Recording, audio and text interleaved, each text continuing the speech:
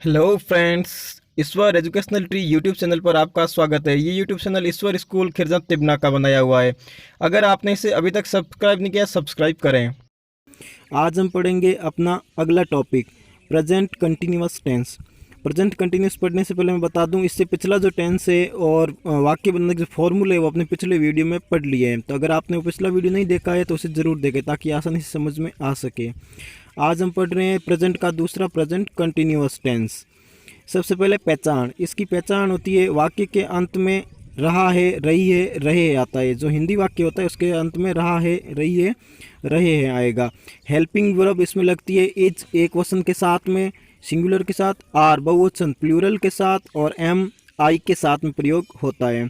इसमें man verb की first form के साथ में आईएनजी का प्रयोग होता है, फर्स्ट फॉर्म प्लस आईएनजी। अब हम देखते हैं इसका उदाहरण। रोहन वीडियो देख रहा है। देखो वाक्य के लास्ट में आया है रहा है, और रहा है किसकी पहचान है? प्रेजेंट कंटिन्यू टेंस की। अब देखो इसकी इंग्लिश बनाते हैं। जब हमें पता चल गया प्रेजेंट कंटिन्यू है तो उसके नियम लगाते हैं। अब अफर्मेटिव वाक्य सबसे पहले बनता है।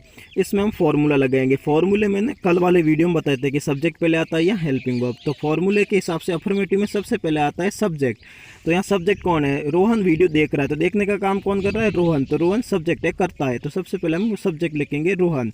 उसके बाद में फॉर्मूले के हिसाब से आती है हेल्पिंग वर्ब। हेल्पिंग वर्ब इस टेंस में 3 इज आर एम। रोहन एक वचन है और एक वचन के साथ इज लगता है, इसलिए हमने लिखा है हेल्पिंग वर्ब इज। अब subject Rohan, is helping verb, उसके बाद मैन वर्ब। मैन वर्ब है वॉच यानी देखना। इसमें हमें फर्स्ट फॉर्म वॉच प्लस साथ में आईएनजी लगाना है, तो हो गया वॉचिंग।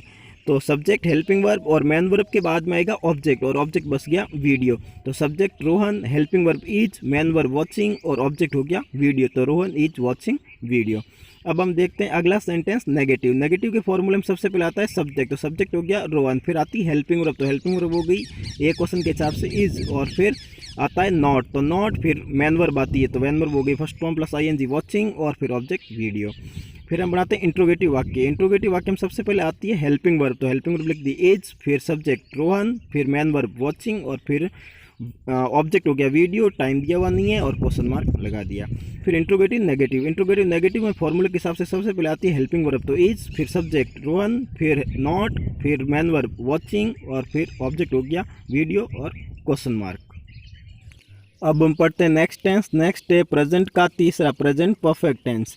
प्रेजेंट परफेक्ट की पहचान होती है हिंदी वाक्य के लास्ट में चुका है, चुकी है, चुके हैं लिखा हुआ आता है। इसमें हेल्पिंग वर्ब लगती है हैज एक वचन सिंगुलर के साथ में, और हैव बहुवचन प्लूरल के साथ में। मैन वर्ब इसमें आती है वर्ब की थर्ड फॉर्म।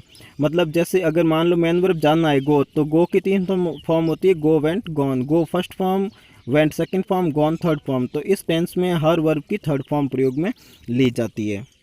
अब हम समझते हैं इसे एक उदाहरण से। उदाहरण है हम क्रिकेट खेल चुके हैं। वाक्य के लास्ट में आया है चुके हैं, तो ये हो गई प्रेजेंट परफेक्ट की पहचान। अब हम इंग्लिश बनाते हैं इसकी। सबसे पहले अफर्मेटिव। तो फॉर्मूले के हिसाब से सबसे पहले लिखेंगे सब्जेक्ट।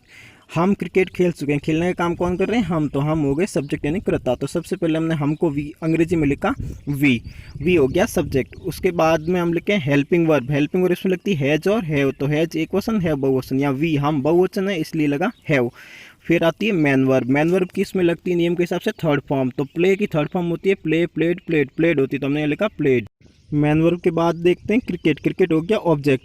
तो वी सब्जेक्ट, हैव होगी helping verb, played man verb, और क्रिकेट हो गया ऑब्जेक्ट। फिर बनाते हैं नेगेटिव। नेगेटिव में सबसे पहले फॉर्मूले के हिसाब से आता है सब्जेक्ट। तो सब्जेक्ट वी, फिर आती है हेल्पिंग वर्ब। तो हेल्पिंग बहुवचन है इसलिए हैव, फिर नॉट, फिर प्ले की थर्ड फॉर्म प्लेड, और फिर ऑब्जेक्ट हो गया क्रिकेट। फिर इंट्रोगेटिव में सबसे पहले आती है हेल्पिंग वर्ब फॉर्मूले के हिसाब से। तो सबसे पहले हेल्पिंग वर्ब हैव, फिर सब्जेक्ट हो गया वी, फिर मैन वर्ब हो गई प्लेड, और फिर ऑब्जेक्ट क्रिकेट, और लास्ट में क्वेश्चन मार्क।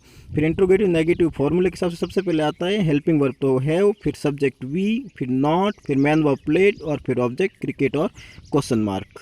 अब समझते हैं अगला टेंस। अगला है प्रेजेंट का चौथा present perfect continue. Present perfect continue की पहचान होती है हिंदी वाक्य के लास्ट में रहा है, रही है, रहे हैं। ध्यान रखना प्रेजेंट कंटिन्यू टेंस में भी रहा है, रही है आता है, और प्रेजेंट परफेक्ट में भी रहा है, रही। लेकिन फ़र्क ये है कि प्रेजेंट परफेक्ट कंटिन्यू में रहा है, रही है तो आता ही है वह वाक्य के अंदर टाइम यानी समय दिया हुआ आता है, और टाइम के बाद में से लिखा हुआ आता है, जैसे सुबह से, कल से, दोपहर से, 2 वर्ष से, इस तरीके से। इसमें हेल्पिंग वर्ब लगती है has been, have been. Has been लगता है एक वचन सिंगुलर के साथ में, और हैव बीन लगता है बहुवचन प्लूरल के साथ में। मैन वर्ब इसमें वर्ब की फर्स्ट फॉर्म के साथ में आईएनजी का प्रयोग होता है, और इसमें एक स्पेशल प्रयोग होता है, वो होता है इसमें मैंने पहले ही कहा समय दिया होता है और इसमें बाद में से लिखा होता है। तो से को इंग्लिश में कहते हैं सिंस या फॉर। तो समय से पहले जो इंग्लिश में वर्ड दिया होगा उससे पहले हम सिंस या फॉर का प्रयोग करेंगे। सिंस या फॉर का भी नियम होता है जो हम अभी आगे पढ़ते हैं। समझिए सिंस और फॉर। सिंस का प्रयोग है वो पॉइंट ऑफ टाइम है, निश्चित समय से पहले होता है, जैसे वार, महीने, वर्ष और ऋतु के नाम से पहले। जैसे वार हो गया मंडे, महीना जून हो गया, वर्ष का नाम 2001 हो गया, ऋतु का नाम समर या विंटर है। दिनांक जैसे 2 मार्च 2 मार्च होगी। घड़ी का समय जैसे 3 o'clock 2 o'clock 2 बजे 3 बजे, या फिर today, tomorrow, yesterday, morning, evening, noon, night. इन सब से पहले वो सिंस का प्रयोग होता है। फॉर का प्रयोग है वो पीरियड ऑफ टाइम है, निश्चित अवधि से पहले होता है, जैसे दिन, महीने, वर्ष, ऋतु, घंटों की संख्या। जैसे दिन हो गए 2 days, 2 दिनों की संख्या हो गई 2 दिन। महीने हो गए 5 मंथ 5 महीने। घंटों की संख्या हो गई 10 आवर्स मतलब 10 घंटे। तो महीने, वार, वर्ष के नाम से पहले सिंस लगता है, और दिन, महीने, वर्ष की संख्या से पहले क्या लगता है? फॉर। प्रेजेंट परफेक्ट कंटिन्यू को इस उदाहरण से समझते हैं। वाक्य पतलू सुबह से पढ़ रहा है। यहाँ देखो वाक्य के लास्ट में आया है रहा है, तो रहा एक कंटिन्यू की भी पहचान है और परफेक्ट कंटिन्यू की भी है। तो इसमें देखो सुबह समय दिया हुआ है और उसके बाद क्या दिया हुआ है? से। तो रहा है भी है, सुबह समय भी है और समय के बाद से भी है। तो ये भी परफेक्ट प्रेजेंट परफेक्ट कंटिन्यू की पहचान। अब हम बनाते हैं इसकी इंग्लिश। सबसे पहले बनाते हैं अफर्मेटिव वाक्य। अफर्मेटिव में देखो सबसे पहले आता है सब्जेक्ट। तो पतलू सुबह से पढ़ रहा है, पढ़ने का काम कौन कर रहा है? पतलू। तो सबसे पहले सब्जेक्ट हो गया पतलू। उसके बाद में हेल्पिंग वर्ब। हेल्पिंग वर्ब इसमें हैज बीन, हैव बीन आती। पतलू एक वचन है इसलिए क्या आया? Has been. फिर मैन वर्ब रीडिंग वह फर्स्ट फॉर्म प्लस आईएनजी।